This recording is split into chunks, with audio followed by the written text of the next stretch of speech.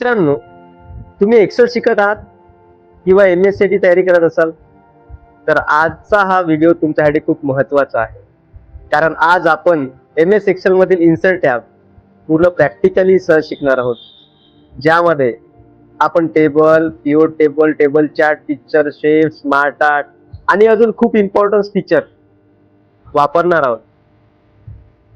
हा व्हिडिओ पाहिल्याच्या नंतर तुम्ही प्रोफेशनल एक्सेल शीट तयार करू शकाल.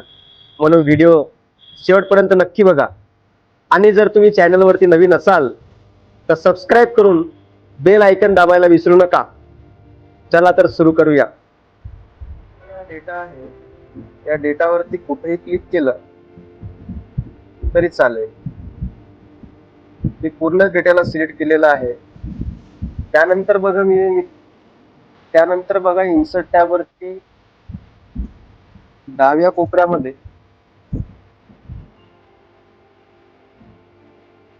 पिव्होट टेबल्स आहे. काय दिसतंय तुम्हाला? Pivot tables. याला आपण टिक केलं. टिक केल्याच्या नंतर बघा क्रिएट पिव्होट टेबल्सला ओके करायचं. ओके केल्यानंतर आपला जो डेटा होता तो पिव्होट टेबल मध्ये कन्वर्ट झालेला आहे. आणि या साईडला आपला डेटा आलेला आहे. याच्यामध्ये बघा माझ्याकडे डेटामध्ये मार्कशीटचं महिना होतं, मार्कशीट होती. नेमला क्लिक केल्याच्या नंतर बघा आपलं नेम आले. याच्यात मराठीला टिक करा, मराठीला, हिंदीला करा, इंग्लिशला करा, मॅथ्स, सायन्स.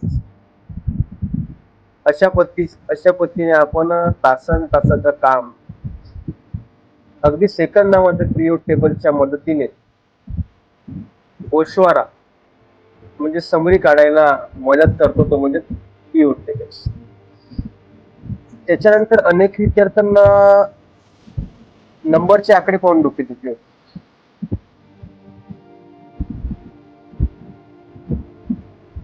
अशा वेळी त्यांना मदत करतात चार्ट डेटा. बघा इन्सर्ट टॅब मध्ये इथे रिकमेंडेड चार्ट डेटा आहे ना, रिकमेंडेड चार्ट्स. यामध्ये आपण जर क्लिक केलं तर याच्यामध्ये बघा कोणता चार्ट बेस्ट आहे. आता आपल्याकडे डाटा पुन्हा घ्यावा लागेल. याच्यामध्ये ओपन मध्ये मी घेतो आहे.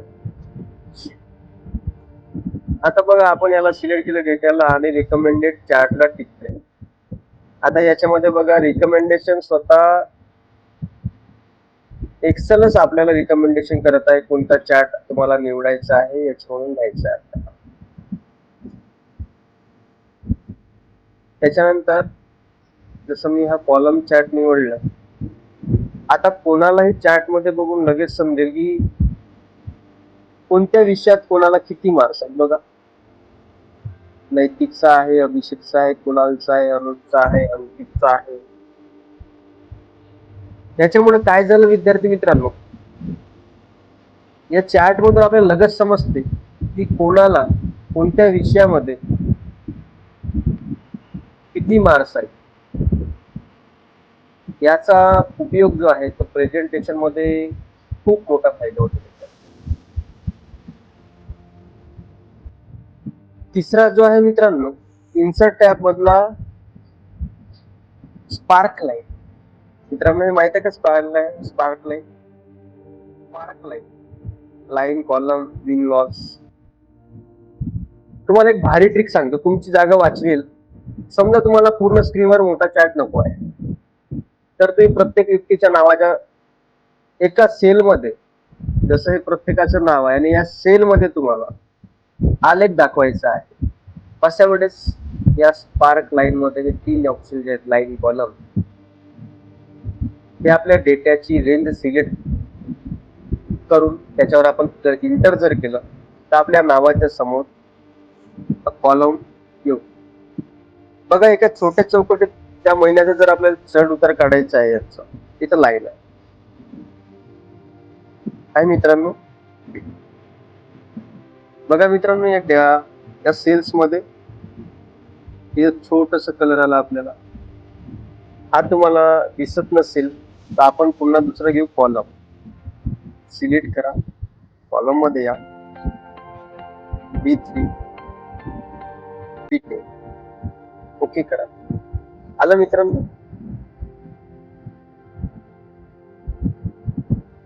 एकदम नीटनेटकी आणि वाचायला जर सोपी आहे मित्रांनो. त्यानंतर मित्रांनो तुमच्या एक्सेलच्या फाईल मध्ये खूप साऱ्या सीट असतात. मग एका शीटवरून दुसऱ्या शीटवर जायच्यासाठी आपण काय करतो, खाली स्क्रोल करतो ना मित्रांनो. पण बऱ्याचशा विद्यार्थ्यांना माहित नसणार. आज तुम्हाला एक ट्रिक सांगतो मित्रांनो. आपण नेहमी असं टिक करूनच जात असतो. आज तुम्हाला मी एक वेगळ्या पद्धतीने सांगणार आहे. आपल्याला कधी आपण विचार केले का की रिटँगलच्याही मार्फतीने आपण दुसऱ्या शीट मध्ये जाऊ शकतो. चला तर मित्रांनो. मित्रांनो बघा, मी या ठिकाणी शेप मध्ये आलं. या ठिकाणी आपण रिटँगल घेतो आणि मग इकडे आपण छोटस रिटँगल घेतो. आता याच रिटँगल वरती बघा मित्रांनो राईट क्लिक करायचं आहे आपल्याला. थोडा मोठा करून मित्रांनो म्हणजे तुम्हाला दिसलं पाहिजे. याच्यावरती बघा राईट क्लिक केलं. राईट क्लिक केल्याच्या नंतर बघा मित्रांनो इथं लिंक्स आहे. हायपरलिंक माहिती आहे मित्रा तुम्हाला? लिंक्स मध्ये बघा मित्रांनो हायपरलिंक तर नेहमी सांगतात, पण याच्यामधले प्लेस इन दिस डॉक्युमेंट्स मित्रांनो याच्यावरती आपल्याला क्लिक करायचं आहे. क्लिक केल्याच्या नंतर आता आपली शीट कोणती आहे, शीट नंबर 2. त्यानंतर शीट आहे का माझ्याकडे नाही आहे, पण समजा मला मागे यायचं आहे त्याच्या तिथं शीट वर मी क्लिक केलं. त्याला मित्रांनो बघा नीट थोडस बघा. आता बघा मित्रांनो मी याच्यावरती क्लिक केलं तर मी कोणाकडे आलो बघा मित्रांनो, शीट वर. पुन्हा एकदा घ्या शीट शेपच्या मदतीने मित्रांनो आपण खूप काही तुमचा डेटा सिलेक्ट करायचा आहे मित्रांनो. आपल्याला सुरुवातीला आपला डेटा आहे, आपण हा डेटा सिलेक्ट केलेला आहे. त्याच्यानंतर बघा इन्सर्ट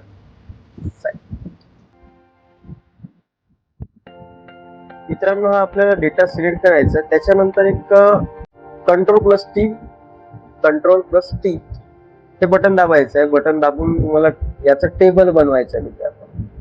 बघा कंट्रोल टॅब मी क्रिएट केलेला आहे. क्रिएट टेबल माझ्या समोरच आहे. ओके करा याला.